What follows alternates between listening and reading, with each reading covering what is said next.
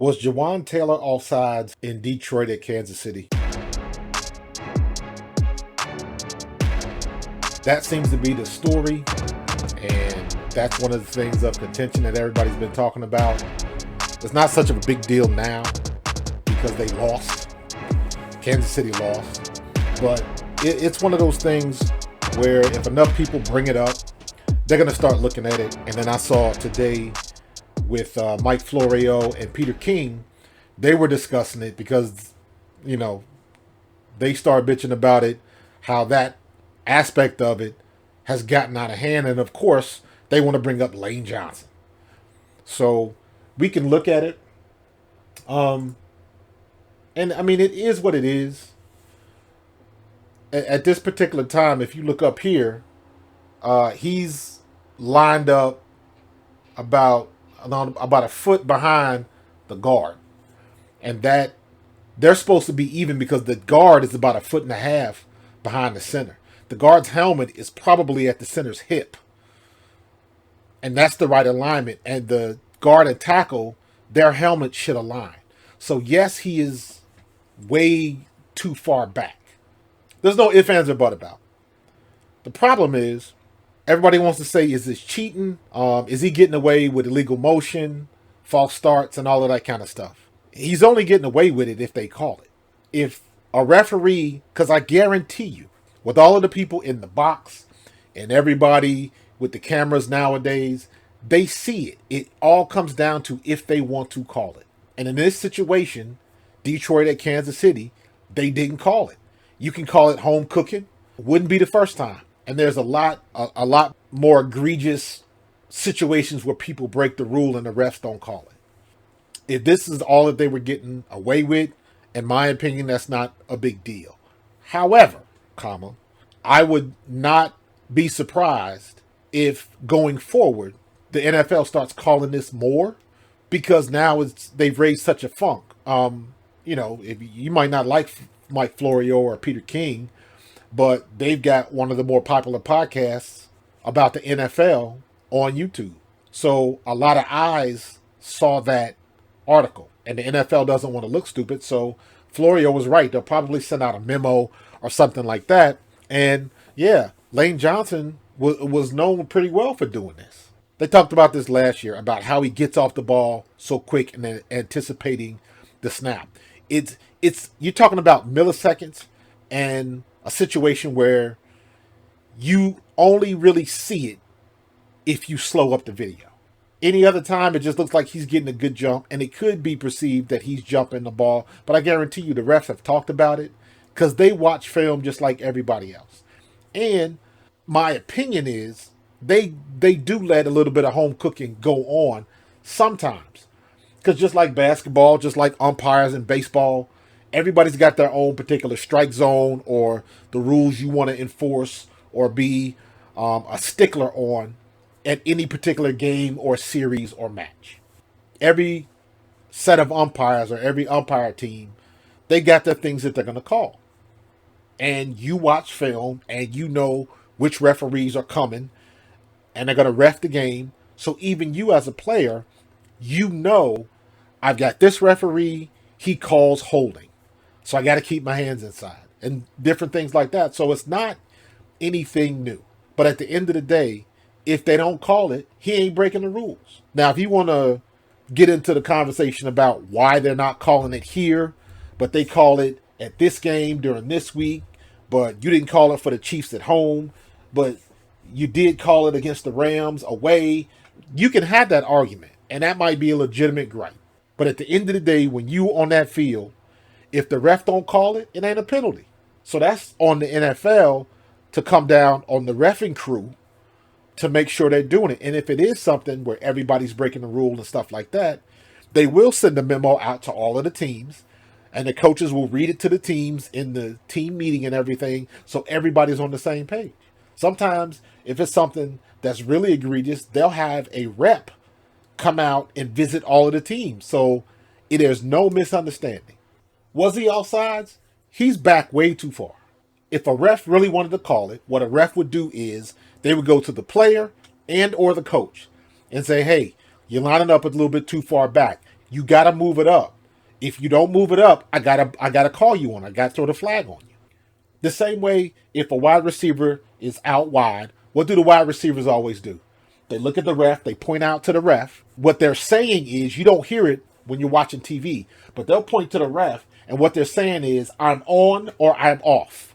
I'm on means I'm on the line of scrimmage. I'm off means I'm off the line of scrimmage. And either way, usually, and the refs don't have to do this, but usually they do.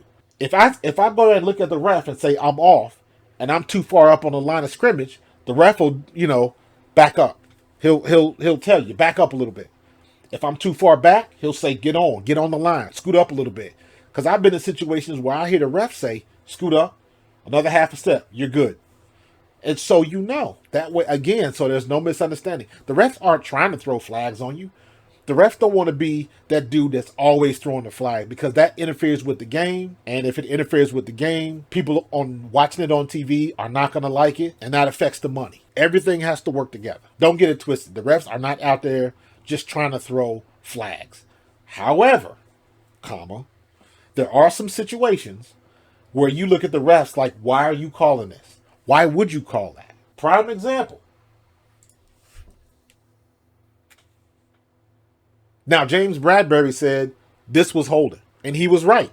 The problem was the refs had not been calling this all game. They had let the defensive backs be physical. It was a physical game between the DBs and the wide receivers. They let them play. That's the phrase you use. They're letting them play. And they mentioned it on the broadcast. So to go the whole game like that, you're setting the tone, or you're setting the standard. If at the beginning of the game they started calling pass interference and they were going to call it to the letter, I guarantee you he doesn't make that play. Because what you say as a player, he been calling it all game. Or in this case, you haven't called that all game. Now you want to call it when the game is on the line? You want to throw the flag now. And you're talking about throwing the flag on somebody that had no chance of catching the ball anyways. So that is where it looks suspect. So sometimes you got to gripe, sometimes you don't. But at the end of the day, if the ref is not calling it, it's not a penalty. This is a situation that really wasn't very egregious. You know what I mean? It looks worse than it actually is. But he got caught. He admitted it. Like I said, the problem was the refs hadn't been calling that all night. Less than a minute left? Players do not want to decide the game on a penalty. Refs don't want a game to come down to a penalty. But that's exactly what happened in the biggest game. If you look at Jawaan Taylor, so I got this on half speed just so you can see it. Now watch him. He is right here. Right? And even here, he's way too far back. He's even way too far back. But at least he's close. Because look, the helmet's, at least the front of his helmet is at the back of his helmet. So at least this is somewhat close. He's way too far back, period. Again, the refs didn't call it. He was doing this all game. Most teams don't want to do this. It's really not a good idea because you give away pass protection. The only reason he's setting that far back is because Hutchinson was killing him all game. I don't think Hutchinson had any sacks, but Hutchinson was hurrying Pat Mahomes all game. So he's trying to do what he can do to get a head start. If you want to call this cheating or get mad because they weren't calling it, that's legitimate. However, this is on the referee crew. This is totally on the referee crew because a referee can come up and say, hey, you're too far back. You got to move up. If I got to tell you again, I'm throwing a flag. That's what a good ref will do. But they never did that. So the refs let him play. I can't get mad at that.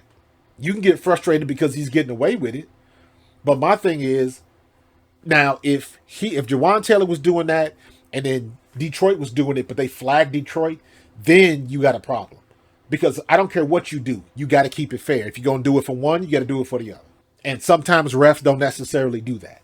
In this situation, let's run it. Watch how fast he gets off the ball. See that? He got off the ball pretty daggone quick. Let's watch it one more time. Watch how fast. And the thing is, I'm running this half speed. Going full speed, it doesn't look as bad going full speed. Now, this is normal speed. So, not quite as bad. But again, if the refs want to call it, they'll call it. If they don't, they won't. And again, the referees watch tape. There's a group of people that are on above the referees that give them discipline and sanctions and, hey, you did this, we're gonna take you off this crew because you didn't do a good job. There are people that work for the NFL that watch the refs, and they watch all of these penalties. They get critiqued too. So they've seen this before. They've seen it from Jawaan Taylor before. Let's go back. This is when Jawaan Taylor played for Jacksonville. Watch what happens. Same, look how far back he is. Now this one, I think he just jumped off sides. So they didn't call it. But this is clearly off sides. But they didn't call it. So you know what? It is what it is. So if Jawaan Taylor keeps getting away with that, and he was doing this last year, 2 years ago, run it till they stop it. That's not on him to stop doing that. That's on the refs to say, hey, this is illegal. We're going to flag you if you do that again. I guarantee you he would stop. But clearly, they haven't thrown the flag. The same thing with Lane Johnson, what he was doing. Because I remember people making that argument last year during the season that he was getting off way too fast. I think it was against the first time we played the Cowboys. But it's the same thing. You're talking about microseconds, and you can only see it if you're watching it half speed. It's not cheating. The refs didn't call it. It wouldn't surprise me if going forward the refs call it more. And if they're going to call it like that, something like this, most of the times, the refs, they will send out a memo or let the teams know, hey, get this together. And all of that information will filter down. And then if you start seeing penalties, then you'll know. Because they can, bitch and moan all they want. But at the end of the day, if they keep throwing penalties and the game becomes hard to watch because of all of the penalties, they're not going to call it no more. So you got to just wait and see what the ref and crew's going to do. I don't think it's a big deal. They're going to keep doing what they do. It'll be interesting if they come back with that. And, well, let me say it like this. Let's watch the games this weekend. And let's see if that becomes a problem. Let's see if they call it based on all of the coverage it has gotten thus far, just from game one. But looking forward to this weekend the Eagles play, and let's go Birds. If you like my channel, please click on that subscribe button on Pro Fan Talk. Hit that notification bell so you don't miss a thing. And I will see you guys on the next play.